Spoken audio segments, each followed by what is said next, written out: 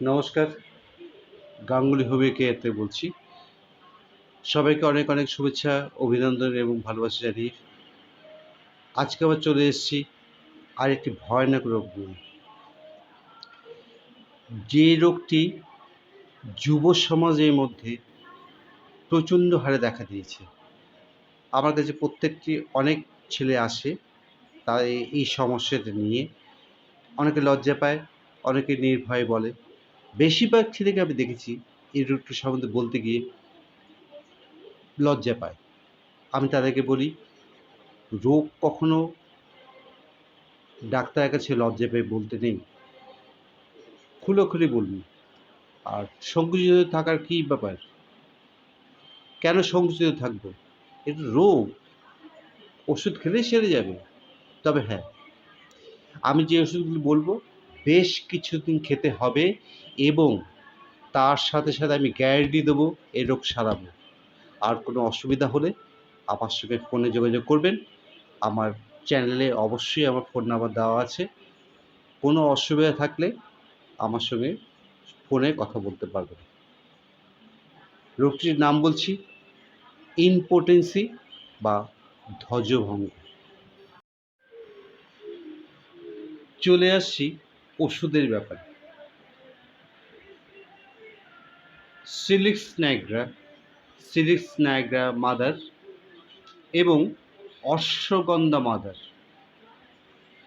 সিলিক্স nigra mother এবং ashwagandha mother দুটোই 20 ফোঁটা করে হাফ কাপ গরম জলের সঙ্গে মিশিয়ে দিনে 3 বার খেতে হবে। আর এই ওষুধগুলি শুরু করার আগে একটা ওষুধ অবশ্যই খেতে হবে, লাইকোপোডিয়াম টেনেম। কি বললাম? Lycopodium ten M. ওষুধ দোকানে গিয়ে বলবেন আমাকে একটা লাইকোপোডিয়াম টেনেমের 10 ml বটলে সিঙ্গেল ওয়াটার ডোজ করে দিন। Lycopodium ten M single water dose 10 ml বটলে একটা করে দিন। সেই ওষুধটা এনে সকালবেলা খালি পেটে হাতের তালুতে 10 বার ঝাঁকিয়ে নিয়ে সকালে খালি পেটে খেয়ে নেবেন। 2 দিন করে ওষুধ খাবেন না। 2 দিন পর থেকে শুরু করবেন সিলিক্স নাইগ্রা এবং ashwagandha mother. Salix nigra mother, ashwagandha mother দুটো থেকে 15-20 ফোঁটা হাফ কাপ জলের সঙ্গে মিশিয়ে দিনে 3 বার খেতে হবে।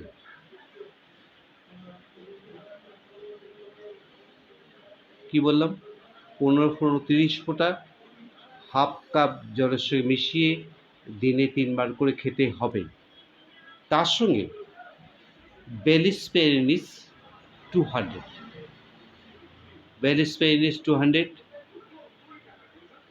4 ফোঁটা করে 1 চামচ জলের সঙ্গে দিনে 4 বার খেতে হবে।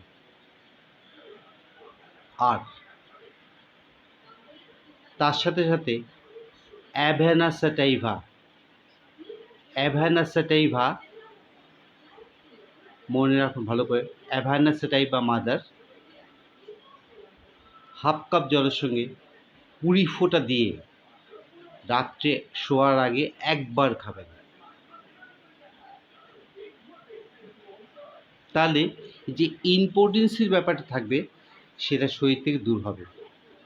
আমি আপনাদের গ্যারান্টি দিচ্ছি, আপনাদেরকে এই ওষুধগুলি যদি আপনারা খান ভালো হবেন তো হবেই, একদম গ্যারান্টি দিয়ে বলছি আপনারা ভালো হবেন এবং সুস্থ জীবনযাত্রা পালন করবেন।